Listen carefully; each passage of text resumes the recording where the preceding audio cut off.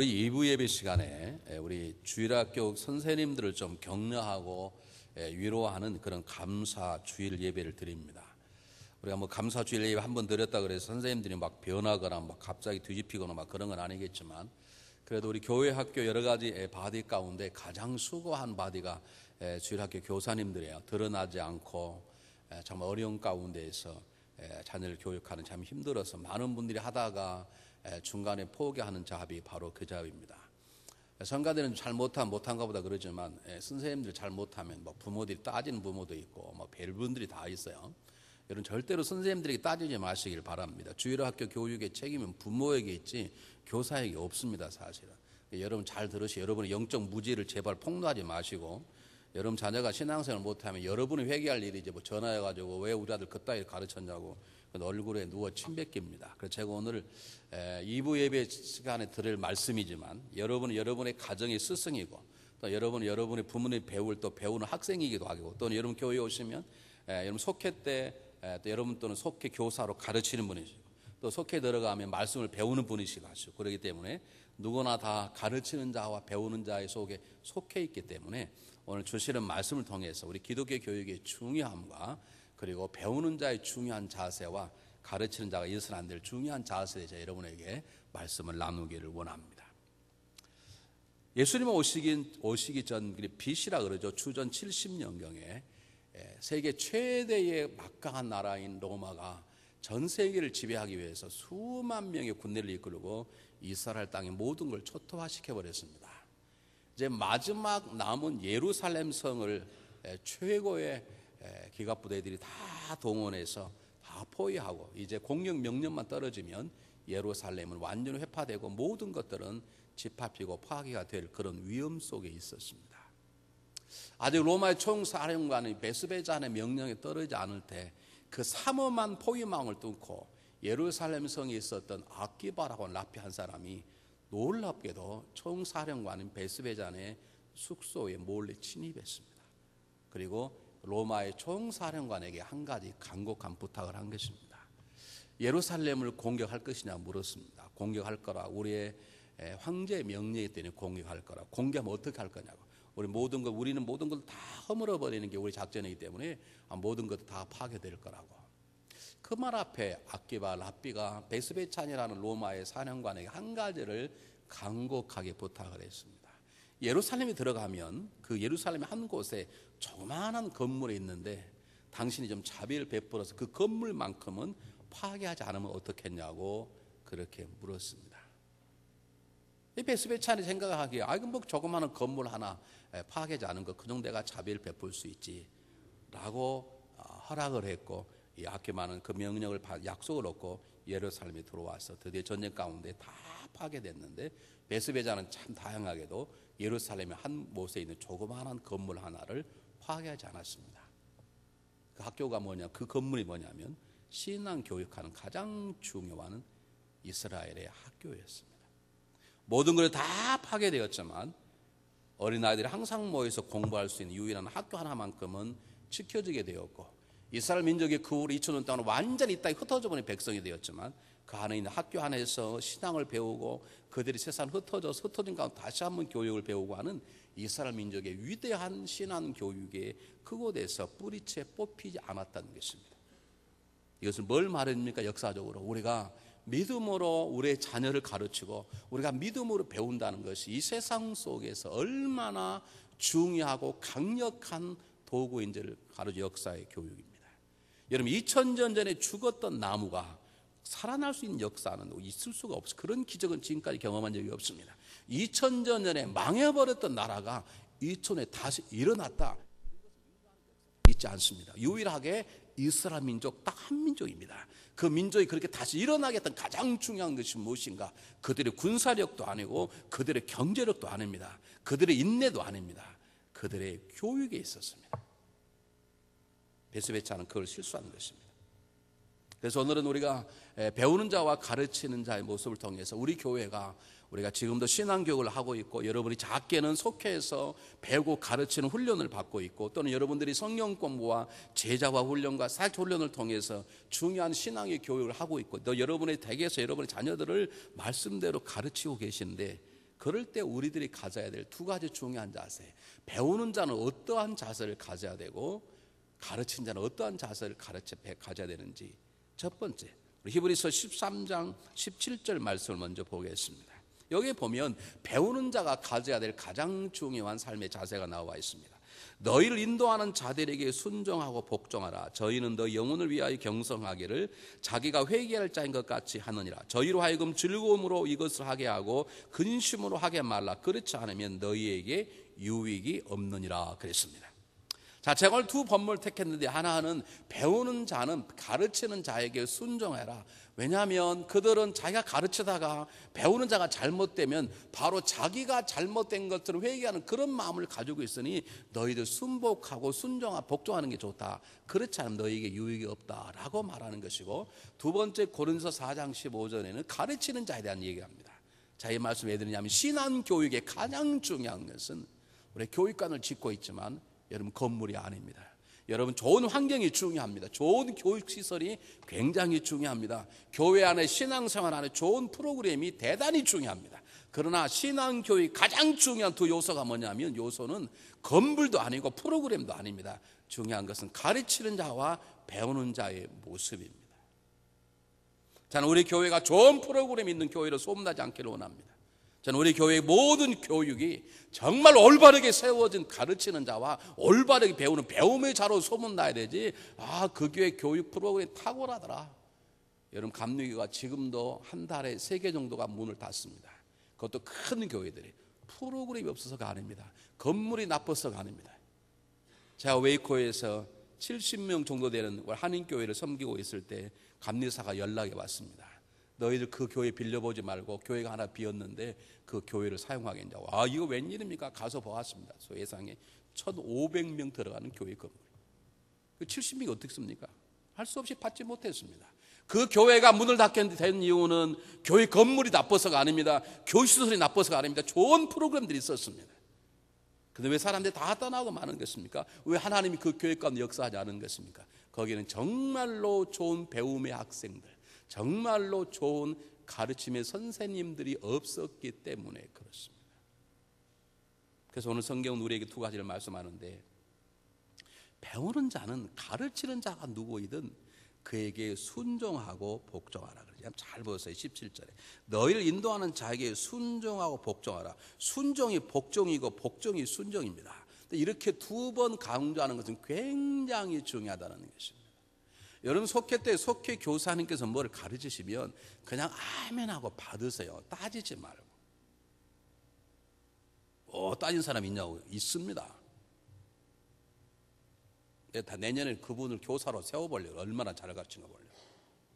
그냥 교사 가르치면 참 감사합니다. 아멘. 그럼 되지. 손 들어가지고 제 생각은 다른데요. 여러분 가르치는 거 하는 속회는 토론의 장소가 아닙니다. 어쨌든 가르친 사람은 나보다 나이가 어리지만 속교사 할 수 있습니다. 나보다 나이 어린 사람이 성경 공부 교사할 수 있습니다. 그러나 그 사람을 정말로 순종할 때 그곳에 배움의 놀라운 역사가 일어나고 정말 신앙교육의 강력한 역사가 일어나는 것입니다. 1606년에요. 정확한 날짜는 아니지만 한 사람이 조사를 대강 했어요. 1606년에 캘리포니아 요세미티에 나무 씨 하나가 날라오니 딱 떨어졌어요. 1년이 지나니까 나무가 묘목이 되고 조금 커서 나무가 자랐어요. 1600이 1년, 2, 3년 지나서 나무가 요만큼 자랐을 때는 불란스의 유명한 사딜 드 생떼로라는 사람이 캐나다 퀘벡에 도시를 지은 그런 시대였습니다. 3년이라는 세월이 더 지나가지고 나무가 이제 한 3m 정도, 저 키보다 한 2배 정도 되는 그런 큰 나무가 됐을 때는 우리가 가지고 있는 성경책 가운데 킹 제임스 버전이라는 제일 유명한 성경책이라고 그러죠. 그 성경책이 세상에 나올 정도가 되었습니다. 1618년 정도 지나니까 나무가 2층 정도 나무가 자랐는데, 그때는 유럽에 30년 전쟁이라는 치열한 전쟁이 벌어질 때였습니다. 그렇게 수백 년이 지나서 나무가 드디어 70m 되는 요세미트에서 가장 큰 나무가 자랐어요. 한 400년 지난 다음에. 그런데 놀랍게도 몇 년 전에 그 나무가 우지끈하고 부러져 죽어버렸어요. 산림학자들이 연구하기 시작했습니다. 그렇게 잘 자란 나무, 그렇게 커서 앞으로 500년은 더 자랄 거라 봤던 나무 어느 날 갑자기 우지끈 소리와 함께 그냥 꽈당 넘어졌는데 죽어버렸어요. 아무리 살리려고 산림업자, 과학자들이 가서 해봤지만 살릴 수가 없었습니다. 놀라운 것은 번개를 맞았거나 폭풍을 맞았거나 벼락을 맞았거나 어떤 벌레나 어떤 병에 걸린 흔적이 전혀 없는데 나무가 어느 날 갑자기 400년 가까이 버텨왔던 그 거대한 나무가 죽어버린 것입니다. 산림학자들이 오랫동안 연구했습니다. 왜 죽었을까? 답이 나왔습니다. 사람들이요, 저도 그 지역을 가봤거든요. 저도 몇 년 전에 가봤다고요. 우리 애들 데리고 휴가를 얻어가지고 요세미티 나무 있는데 저도 가봤다고요. 사람들이 나무가 크니까 그 나무 밑에 가서 사진 찍고 구경한다고 하도 나무 바로 주변을 많이 밟아버려가지고 그 땅 밑에 있는 이 뿌리들이 다 흔들린 거예요. 다 죽은 거예요. 그래서 그 다음부터는 미국 산림청에서 정말로 중요한 나무는 울타리를 쳐서 가까이 더 이상 밟아도 그 나무의 뿌리 밑에 있는 그 나무 흙 밑에 있는 뿌리는 상하지 아니하도록 보호막을 치면서 나무를 보호하기 시작했습니다. 여러분, 우리 인생도 마찬가지입니다. 우리가 아무리 잘 먹고 좋은 환경에서 우리가 잘 자란다 하더라도 우리도 우리의 주변에 어떤 것도 오지 못하도록 적당한 울타리를 치지 아니하면 우리도 거대한 나무 어느 날 쓰러지는 것처럼 내 주변에 수많은 것들이 내 주변에 와서 내 인생의 뿌리를 밟고 지나가도록 그냥 내버려 둬버린다면 우리도 언젠가 거대한 나무처럼 확 쓰러져 죽게 될 것입니다. 여러분들의 자녀들이 아무 텔레비나 마음대로 보도록 내버려 둬버린다면 언젠가 거대한 나무가 뿌리채 뽑혀 죽는 것처럼 죽게 될 것입니다. 여러분, 그러므로 인생이 여러분이나 저나 항상 중요한 건 여러분, 내가 가르쳐 선생이 없다면 내 스스로 울타리를 쳐서 내 삶을 내가 스스로 보호하는 작업을 해야 되는 것이고, 여러분이 여러분 자녀를 사랑하면 사랑할수록 울타리를 쳐서 가까이 어떤 것들이 들어오지 못하도록 막아주는 울타리가 없이는 여러분 자녀도 때가 되면 왕창 넘어질 것입니다. 우리 한국 분들의 마음은 두 가지잖아요. 너무 사랑하기 때문에 너무 속박하는 경우가 있고, 너무 사랑하기 때문에 다 내버린 경우, 둘 다 자녀를 망가뜨리는 거죠. 둘 다. 이 목회하다 보면 많은 실수를 합니다. 우리 처음에 저쪽 교회 건물을 지었을 때 나무를 빨리 자라게 하려고 나무 밑에다가 비료를 확 부어버렸어요. 제가 나무가 확 자랄게 확 죽었게 확 죽어버렸어요. 비료를 주려면 제가 그때 비료를 주려면 이렇게 나무가 있으면 나무 이 가지 끝에 밑에다 줘야 되는데 저는 뿌리다 확 줘버렸어요. 그냥 타서 줘버렸어요. 제가 그걸 배웠습니다. 그게 너무 간섭하는 거지. 직접 막 뿌리 대고 이래라 저래라 그러면 죽습니다.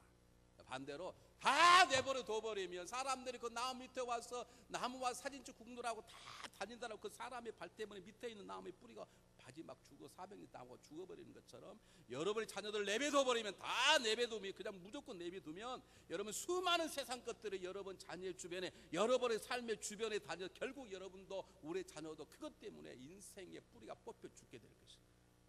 그러므로 여러분 스스로 울타리를 치십시오. 안에 여러분 울타리를 쳐주는 것이 부모의 가르침이고, 여러분 울타리가 여러분이 가르치는 선생님이고, 여러분이 장로님들의 가르침이고, 속교 교사의 가르침이에요. 그것이 집이 되고 답답하고 속벌 같지만 그걸 치셔야 돼. 그래야 우리가 인생이 뿌리를 깊이 내리고 거친 바람 속에도 뽑히지 않는 거대한 나무로 자랄 수 있는 것입니다.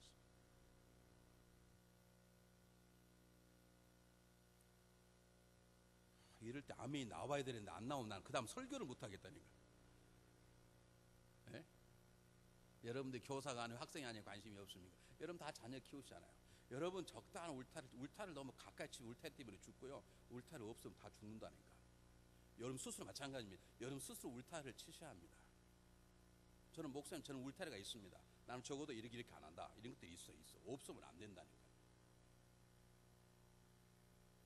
그 울타리가 나를 보호해 주는 거예요. 그 울타리가 주일학교 교사고요. 그 울타리가 부모들의 간섭이에요. 여러분 부모들의 간섭을 잔소리라 듣지 마세요.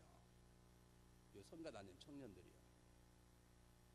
뭐 엄마는 미인하다고 무슨 미인이 지들이 미인하고 인생을 살아오지 못하는 것들이 인생을 아는 것처럼 뭐 엄마는 미인하고 아빠는 미인하고 아주 인생의 쓴맛을 모르는 것들이 헛소리더라고요. 여러분 울타리를 치셔야 합니다. 부모가 여러분 울타리가 되셔야 합니다. 어머님 제가 어떻게 살면 좋겠습니까? 제게 말씀을 제가 지키겠나이다. 그리고 부모가 인생을 울타리를 쳐야 그리고 내가 보호가 되어야 그래야 내 인생이 깊이 뿌리 내려서 폭풍하나 홍수가 불어 무너지지 않는 신앙의 거목이 되는 것이고 이스라엘 민족은 다시 일어날 수 있는 힘을 얻게 되는 것이죠. 그렇기 때문에 우리는 배우는 자들은 가르치는 자의 순유가 그렇습니까? 제가 이렇게 울타리를 치겠습니다. 울타리를 치셔야 합니다. 울타리를 치면 얼마나 중요한가를 자녀들이 가르쳐줘야 합니다. 자녀들의 삶을 이렇게 바꿔 말할 수 있습니다. 여러분 자녀들의 삶이 큰 시냇물들이 모여서 강을 이루고 강이 이루어서 거대한 바다에 들어가는 거라. 그 자녀들이 마음껏 인생을 살 수 있는 바닷가에 가기까지 그 강물이 흘러가는데 두 가지가 필요합니다. 뭐가 필요합니까? 왼쪽인 뚝과 오른쪽인 뚝이 필요합니다. 두 뚝이 없으면 강물은 물이 아닙니다. 여러분 루이지애나의 뚝이 무너져가지고 루이지애나가 다 망한 걸 아십니까? 지금도 회복이 안 됐다는 사실을 아십니까? 여러분 강물이 흘러서 내가 스스로 수많은 인생의 깊은 바닷속에 들어가 하나님과 교제할 그때까지 강물이 흘러서 바다에 가기까지 두 가지가 필요해요. 하나는 왼쪽 뚝과 오른쪽 뚝이에요. 하나의 뚝이 부모고요, 하나의 뚝이 주일학교 교사예요. 이 뚝이 하나라도 무너지면 강물은 강물이 아니네요. 우리 뚝 때문에 다 귀찮다는 거지. 여러분 뚝 때문에 사랑한다는 걸 아십니까? 뚝이 뭔지 모르십니까? 표정이 이상해. 어떻게 그럼 뚝이 아니고 둑입니까? 둑, 강둑.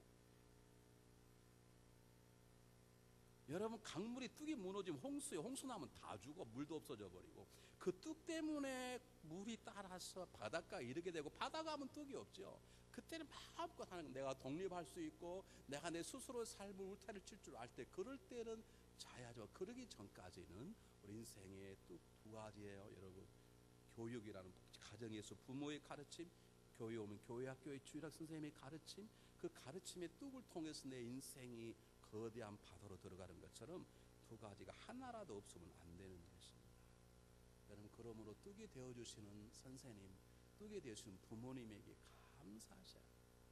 여러분 속회 가면 말씀을 증가하고 준비하시는 그 속장, 속교사님에게 감사하셔야 합니다. 그게 아무것도 아닌 게 아닙니다. 여러분 그것들이 우리의 울타리가 되어주고 뚝이 되어주어서 그것들이 우리 인생의 삶 가운데 놀라운 역사가 일어나요. 어느 날 우리 아들이 저에게 말하기를 아빠 나는 경찰관이 싫어. 그래서 왜? 나를 잡아가지고 벌금을 물었다. 이 녀석아 네가 잘못해서 그렇지. 그래서 그 사람이 없으면 내가 자유할 수 있을 텐데. 야 경찰이 없으면 너 절대 맘대로 못 가. 신호등 있지 않니? 신호등에서 너처럼 어겨버리면 다 나가. 경찰이 있으니까 사람들이 조심하다 보니까 그렇지. 자기 맘대로 다닌다면 너나 나나 탱크 타고 다녀야지 웬만한 차 타고 다닐 수 없어. 경찰이 있기 때문에 사람들이 조심하고 조심하기 때문에 교통사고가 줄어드는 것처럼 꼭 필요한 것이야. 제가 그런 대화를 오래전에 나눈 적이 있습니다. 여러분 우리가 배운다는 건 답답할 일입니다. 우리가 누구에게 가르침을 받는다는 건 참 무거운 짐 같습니다. 속박 같습니다. 그러나 속박이 없으면 우리에게 자유함도 없습니다. 요즘 바쁜데 교통신호 없다 그래보세요. 달릴 수 있겠습니까 여러분? 겁나가요. 정말 장갑차 아니면 어떻게 타고 오겠습니까 교회까지. 신호등이 있으니까 쓸 때 쓰고 갈 때 가고 그러니까 그러지 그냥 가라 그러면 어떻게 가겠습니까? 우리에게 속박이 있고 막아주는 벽들이 있기 때문에 여러분들이 교회까지 자유함 편하게 올 수 있는 것처럼 부모의 가르침, 교회의 가르침, 여러분 그런 가르침들이 내 인생의 삶을 바다로 흘러 들어가게 하는 두 뚝과 마찬가지인 것이고 나를 보호하는 울타리와 같은 것입니다. 여러분 기억하시고 이런 점에서 여러분 가르치는 자를 귀하게 여기십시오. 속교사님들을 귀하게 여기십시오. 성경반 선생님들을 귀하게 여기십시오. 아멘. 굉장히 중요합니다. 여러분의 자녀들을 가르치는 부모도 교사이지만 주일학교 교사도 선생님들이세요. 그럼 그분들을 중요하게 여기세요. 전화해가지고 따지지 마시고. 그 여러분의 영적 무지만을 표현하는 거라니까요. 생각해 보세요. 여러분 일주일 동안 살면서 가르치는 부모하고 일주일에 한 번 가르치는 선생님하고 어떻게 영향력 있겠습니까? 그 주일학 선생님 여러분에게 따질 일이에요. 누구누구 아버님 오면 쟤들 애들 좀 잘 좀 가르치십시오. 수업 시간 동안 말도 안 돼. 이렇게 따질 일이라니까. 근데 우리는 까꿀로요. 뭐 하면 주일학 선생님들한테 따져. 옆에 애들이 다 듣죠. 들으니까 애들도 선생님도 웃기게 보는 거고. 그러니 교육이 제대로 됩니까? 절대로 되지 않습니다. 그래서 오늘 성경은 말합니다. 가르치는 자에게 순종하고 복종하라. 그들이 너를 지키는 울타리고 그들이 너를 보호하는 두 뚝과 같은 것이기 때문이다 라고 말하는 것입니다. 아주 아무도 가르침이 없는 입이 다 홀로 계신 분들 계십니까? 여러분 스스로 울타리를 만드십시오. 그걸 우리는 성경의 멘토라 그럽니다. 성경 속에 들어가 하나님 말씀을 스승으로 삼으시고 이 성경에 말한 대로 여러분 인생의 울타리를 치시고 인생의 뚝을 세우세요. 그리고 그 안에 살아가세요. 그게 속박이 아니라 그게 진정한 자유고 평안임을 기억하시길 바랍니다. 두 번째입니다. 고린도서 4장 15절로 넘어가겠습니다. 15절에 뭐라고 나와 있냐면 그리스도 안에서 일만 스승이 있으되 아비는 많지 아니하니 그리스도 예수 안에서 복음으로써 내가 너희를 낳았음이니라 그렇게 말합니다. 여기 스승이라는 단어가 원래 굉장히 중요한 단어입니다. 오늘 혹시 일부 예배 나오신 분들 가운데 주일학교 교사로 또는 속교사로 수고하시는 분들에 대해 제가 감사를 드립니다. 주일학교 교사 잡이라는 것이 얼마나 힘든 잡인지 저도 오랫동안 해봐서 압니다. 속회에서 말씀을 가르친다는 것이 얼마나 부담되고 힘든다는 것을 압니다. 그런데 아무 어려움 없이 그 자를 끝까지 지켜주시는 교사들에게 내가 주님의 이름으로 다시 한번 감사를 드리고 주님의 이름으로 축복해 드립니다. 여러분 우리가 인생을 내 자신을 가르치고 내 자신을 세우는 것 참 힘든데 남 앞에서 이렇게 하려고 한다는 것이 얼마나 부담스럽고 고통스러운 걸 제가 너무나 잘 압니다. 그런데 그 자를 피하지 아니하고 속회에서든 주일학교에서 가르쳐 주시는 모든 분들에게 다시 한번 감사를 드리는 것입니다. 자, 그런데 중요한 것은 여러분들이 너무너무 감사한데 원래 달리는 말에 채찍질을 한다고 제가 여러분들에게 다시 한번 몇 가지 말씀만 부탁하려고 합니다. 여기 스승이라는 말은 파라고라이스 그런 뜻입니다. 파이다고스라는 말인데 이 파이다고스라는 말에 두 가지 의미가 있어요. 하나는 가르친다는 뜻이고 하나는 고친다는 뜻입니다. 주일학 선생님들은 잘 들으십시오. 또 학부모님 여러분 자녀를 잘 들으시기 바랍니다. 부모님들은 가정에서의 자녀의 선생님이세요. 그런데 여러분 가르치곤 해서는 안 되고요. 가르치고 고치는 두 가지 작업을 할 때 우리 선생이라고 그러고 스승이라고 그러는 거예요. 가르치는 걸 뭘 가르칩니까? 하나님 말씀의 진리를 가르칩니다. 하나님의 말씀의 진리를 가르친다고요. 중요한 건 내가 적어도 하나님 말씀을 진리를 가르치려면 적어도 어떻게 해야 돼요? 하나님 말씀이 진리에 내가 정통이 있어야 돼. 성경은 다 모르지만 담임 목사만큼은 성경을 잘 모르지만 그래도 내가 주일학교 교사고 그래도 내가 속회의 교사라면 적어도 성경을 진리를 가르쳐야 되기 때문에 내가 가르치는 그 부분에 대해서 읽어서 적어도 그 부분에는 나름대로 전문가가 되어주셔야 돼요. 토요일 저녁에 자기 전에 졸면서 공과책 보고 와서는 절대로 가르치는 좋은 교사가 될 수 없습니다. 중요합니다. 기억하시기 바랍니다. 제일 중요한 건 뭐냐? 가르칠 때 하나님 진리를 가르치는데 제일 중요한 건 재미있는 가르침을 하셔야 합니다. 배우는 학생들이 배우는 자녀들이 막 더 듣고 싶어서 배움이 달려올 수 있도록 오늘 주일이냐? 나는 그 선생님 도대체 무슨 말 한지도 모르는데 괴롭다. 또 가야 되나? 그렇게 말하고 막 가고 엄마 빨리 가. 막 그렇게 막 재촉할 수 있도록. 우리 아버님이 잘하시는 게 하나 있으셨는데 우리 아버님 옛날 얘기를 기가 막히게 잘하십니다. 우리를 꼭 새벽 4시에 깨우세요. 그분이 삥아리 새끼처럼 다 앉아있어요. 이렇게 다 앉아있어요. 그러면 우리 어머님이 참 물 뒤에다가 거기다가 밥 말아가지고 김치 빨아가지고 하나 얹어 다 먹여요. 그럼 이제 배가 부르면 그 다음 시작되는 게 우리 아버님의 이 얘기세요. 우리 아버님 얘기가 얼마나 재밌는지 3시 반만 되면 잠이 깨요. 얘기 듣고 싶어요. 제가 그분 때문에 지금 이렇게 이만큼 얘기한다는 걸 아십니까? 제가 그분한테 배운 게 그거예요. 저는 똑같은 말도 재밌게 하죠. 그렇지? 아니라면 아니라 그러십시오. 제가 그분한테 배운 거라니까. 우리 아버지는 이상해. 또 내가 보면 아이고 뻥치네. 근데 너무너무 재밌는 거야 이거. 가르치는데 재밌게 가르치세요. 그건 여러분들의 책임이에요.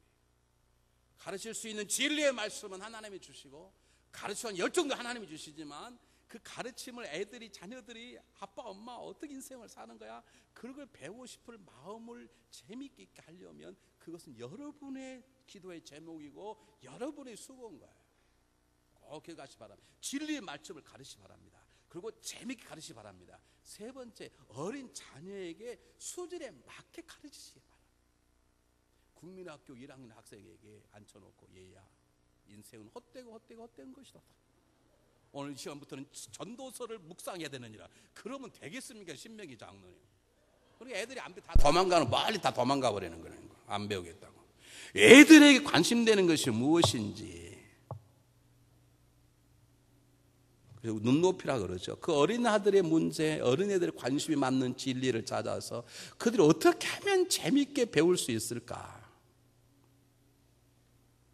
제가 지금 생각하면 참 부끄럽고 억울한 게 하나 있는데, 이 가정예배에 저희 집은 좀 실패를 했습니다. 그럴 수밖에 없는 게, 이 자비 목사니까요, 뭐 집에 들어간 시간이 정확하지 않아요. 약속할 수가 없어. 왜? 약속했다고 약속을 어기면 애들은 딱 두 가지 태도를 갖습니다. 아빠는 약속을 안 어긴 사람, 어기는 나쁜 아빠. 그런 마음 안 들잖아요. 또 그럼 나는 지키고 싶은데 그렇게 못 지키게 하는 교회가 나쁘다. 애들은 둘 중에 하나를 생각하게 돼 있어요. 그러니까 아예 그걸 안 하려고요. 저도 약속이 크레딧이 없는 아빠가 되고 싶지 않고, 또 교회가 저 때문에 괜히 오해받고 욕하면 되잖아. 아, 우리 아빠는 올 수 있는데 교회가 일이 많아서. 그러면 애들은 교회를 안 좋아하잖아요. 그래서 그걸 없애기 위해서 약속을 안 하다 보니까 예배를 몇 번 드리다가 못 드렸어요. 근데 가정 예배를 드리려고 해보니까 애들이요, 주일날도 예배드리기 다 싫어하는데 이거 어떻게 드리겠어요? 그래서 제가 연구하고 기도하다가 제가 꾀를 냈습니다. 제가 일주일에 한 번 예배, 한 번은 제가 설교하고, 두 번째는 우리 집사람이 설교하고, 세 번째는 큰딸이 설교하고, 네 번은 우리 아들이 설교하고. 근데 큰딸이 설교하고 나면 강사로 20불을 주고 11주 2불을 떼고, 그 다음에 똑같이 강사로 20불을 주고. 야, 얘들이 돈 때문에 예배드리기 시작하는데 지들이 할 말이 없잖아요. 무슨 설교를 하겠어요. 그래, 그 다음부터는 어떻게 하는 거예요? 주일학교 가가지고 주일학교 전도사님 설교를 외우고 앉아있는 거야. 그걸 써먹어야 되니까. 근데 그걸 계속 했어야 되는데, 아까 말한 제 그런 저합의 특별한 상황 때문에 하다가 그냥 무너졌습니다. 지금 생각하면 참 내 애들에게 미안하고, 그걸 정말 내가 잘해서 했는데 그런 아쉬움이 있습니다. 이게 무슨 말이냐면, 여러분이 가정예배를 드리더라도, 여러분이 성경 공부를 여러분 자녀에게 가르칠 때라도, 진료 가르칠 때라도 재미있게 듣고 싶을 때 그 시간이 기다려지도록 만들어셔야 되는 거지. 가정예배 드린다고 모여가지고 2시간 동안 설교하고 있으면 누가 오겠습니까? 안 그러겠습니까? 여러분 기억하십시오. 가르치는 자가 되십시오. 진리를 가르치십시오. 그 자녀에게 맞는 진리를 가르치십시오. 그리고 재미있는 가르치 방법을 선생님들은 스스로 터득하셔야 될 책임이 있는 것입니다. 두 번째, 가르친 것만으로 되지 않습니다. 한 번의 설교로 교회가 변한다면 먹기 어렵지 않습니다. 한 번의 성경 공부로 인생이 변한다면, 내 한 번의 감동적인 말로 자녀들이 변한다면 자녀들은 다 잘 살 수 있습니다. 문제는 뭐냐면, 자녀들이 고침받아 변화되기 전까지 절대로 자녀들은 크게 자라지 못합니다. 이것을 고친다고 말하는 또 다른 뜻입니다. 여러분, 고치려면 가르치는 거 가지고 되지 않습니다. 대화만 가지고 되지 않습니다. 고치는 건 철두철미하게 인격적인 교제와 만남과 사랑의 섬김이 있어야 되고, 고치는 스승인 내가, 가르치는 부모가 영적인 권위가 있어서 배우는 자도 영적인 권위 앞에 무릎을 꿇을 때 변화가 되는 것이죠. 하나님 영적 권위를 주시기를 원하세요. 그러므로 그 권위를 달라고 기도하셔야 돼요. 하나님, 여러분의 시간과 인격을 주세요. 그 인격적인 만남이 있으셔야 되죠. 주일날 성경 공부 1시간 가르치고 나면 절대로 그걸 가지고 자녀들, 학생들은 변화되지 않습니다. 성경 1시간 가르쳤으면, 그러면 적어도 다른 날 전화 한번 해서 어떻게 지나냐고, 나 널 기도해주고 기도하고 있다고, 요즘 중요한 기도점이 있냐고, 나에게 뭐냐고 물어보고, 그리고 한 달에 한 번이라도 내가 집 앞에 있는 잠깐 나오겠냐고, 우리 햄버거 한 번 사 먹자고. 그렇게 학생들과의 교제가 없이는 절대로 학생들은 변화되지 않습니다.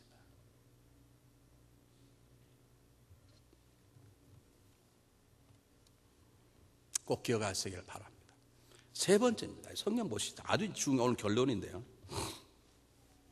그리스도 안에서 일만 스승이 있으니 아비는 많지 않으니, 이 스승이란 말은 파이다고스 그래서 가르치는 자, 고치는 자라고 제가 말씀을 드렸는데, 여기 보면 일반 스승이 있으니 아비는 많지 아니하니 이렇게 말했어요. 이 얼른 보면 이게 무슨 말입니까? 여기 스승이란 또 다른 중요한 것은 노예, 그런 뜻입니다. 그러니까 여기 스승이 뭐냐면 학교까지 데려다 주는 종이에요. 그냥 학교까지. 그 다음에 공부하는 걸 안 가르쳐요. 여기서 말하는 이 말은 무슨 말이냐면, 스승이 되었으면 아비가, 어머니가 자녀를 낳아서 그 수고와 어려움으로 자녀를 양육하듯이 스승이 되려면, 가르치는 자가 되려면 그 정도가 돼야 되지, 그저 교회까지 실어다 주는 종, 그 정도 삶을 살지 말라는 거예요. 내가 말을 데리고 갔으면 말을 강가에 데리고 와서 물을 먹도록까지 해야 돼. 우린 그러잖아요. 말을 강가에 데려갈 수 있지만 물을 먹일 수는 없다. 그런 속담이죠. 그런 속담을 깨서 데리고 왔으면 그 말이 물을 먹도록 최선을 다해서 수고하는 수고, 값을 지불해야 될 값을 지불하는 그런 어머니와 아버지와 같은 마음으로 스승의 역할을 하라고 말입니다. 주일학 교사님들은 마땅히 이 값을 지불하지 아니하면 절대로 주일학 학생들 변화되지 않습니다. 나는 오늘 1시간 잘 가르쳤다. 가르친 가지 안 변합니다. 함께 나누고 함께 살아가고 인격적인 만남이 있어야 되는데, 그런 인격적인 만남과 지속적인 사랑의 섬김이 있으려면 마땅히 지불해야 될 값을 지불해야 되는 거예요. 왜 부모가 귀합니까? 부모는 우리 그냥 가르치기만 하지 않습니다. 부모는 우리에게 고치라고 매만 들지 않습니다. 부모는 우리들을 변화시키는데 인생을 허비하잖아요. 인생을 드리잖아요. 안 그렇습니까?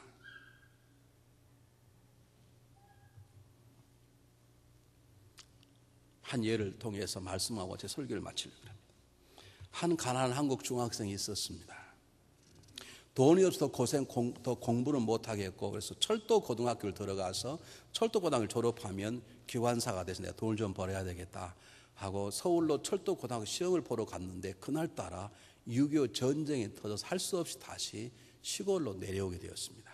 시골로 내려오다가 후퇴하는 미군 한산을 만나게 되었는데, 그 미군이 이 중학생을 불쌍히 여겨서 미국 군대에 하우스 보이를 시켰어요. 이제 일하면서 심부름도 하고 그런 사람 있잖아요. 그 당시는 이거 굉장히 행운이었습니다. 하우스 보이로 전쟁이 끝날 때까지 있을 때였는데, 그 미군이 뜻밖의 이 어린 학생에게 너 미국 가서 공부하지 않겠냐 이렇게 물은 것이었어요. 아니면 자기를 미군 부대에 하우스보이를 시켜준 건도 괜찮은 놀라운 일인데, 자기도 혹시 원하면 미국 가서 공부시켜주겠다는 거예요. 그러니 너무너무 감사하죠. 이 중학생을 미국에 데려갔습니다. 가장 좋은 기독교 고등학교 입학을 시켰습니다. 그를 대학 와서 박사 할 때까지 가르치는데, 놀라운 건 이 사람이 그 한국 학생을 가르치기 위해서 자기는 대학 가는 걸 포기했습니다. 2년제 교대를 나왔습니다. 그 선생을 하면서 그 돈 가지고 이 학생을 다 키운 것입니다.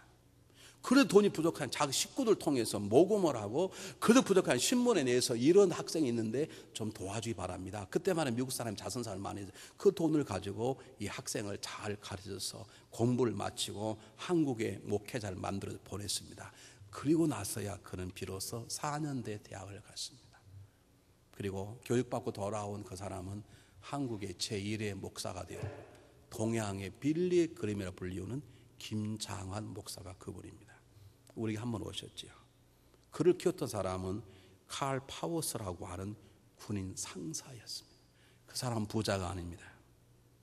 아프리카 산맥의 작은 탄광촌에 겨우 10가정이 사는 그곳에 태어난 사람이었습니다. 그가 고등학교를 졸업하니까 돈이 너무 없는데 마침 6.25 전쟁이 터진 것입니다. 돈을 벌기 위해서 군대에 들어갔습니다. 들어가서 한국에 오게 되었고, 이 학생을 만나게 된 것입니다.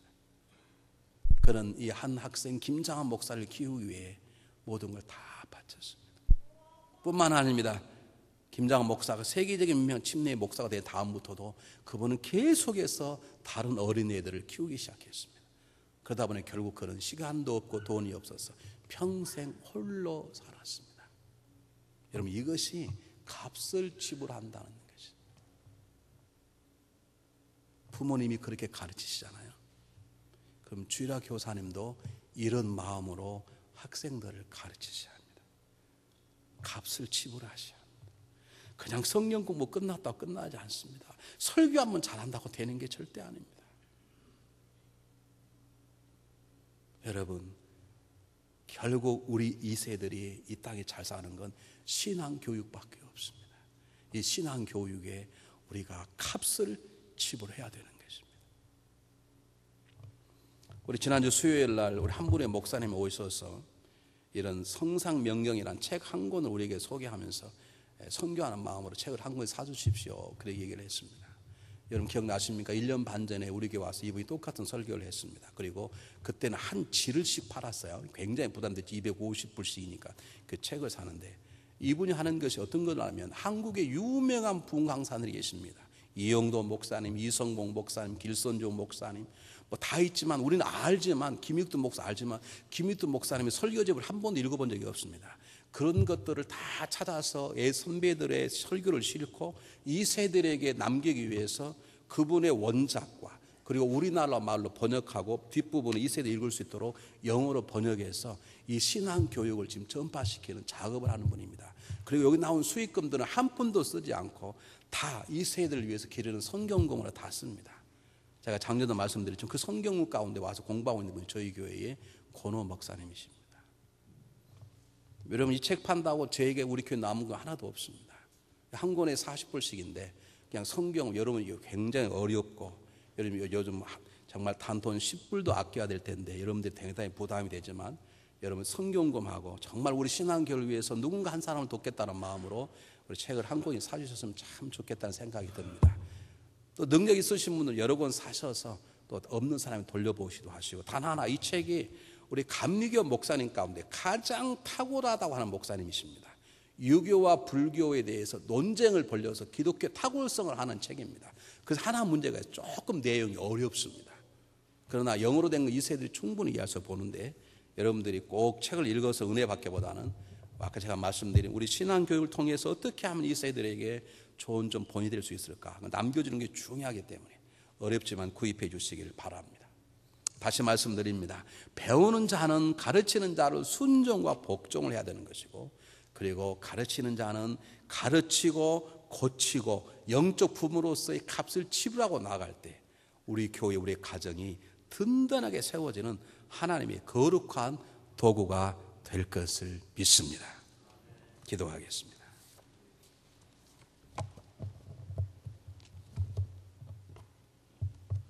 사랑이 많으신 하나님, 저희 교회에 가르침이 좋은 부모님들, 가르침이 좋은 선생님들을 주시고 또 잘 배울 수 있는 학생들을 주심을 감사합니다.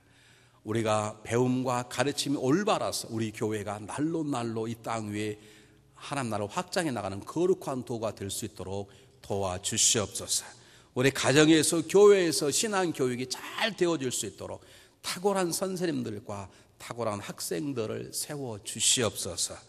예수 그리스도 이름으로 감사하오며 축복하오며 간절히 기도하옵나이다. 아멘.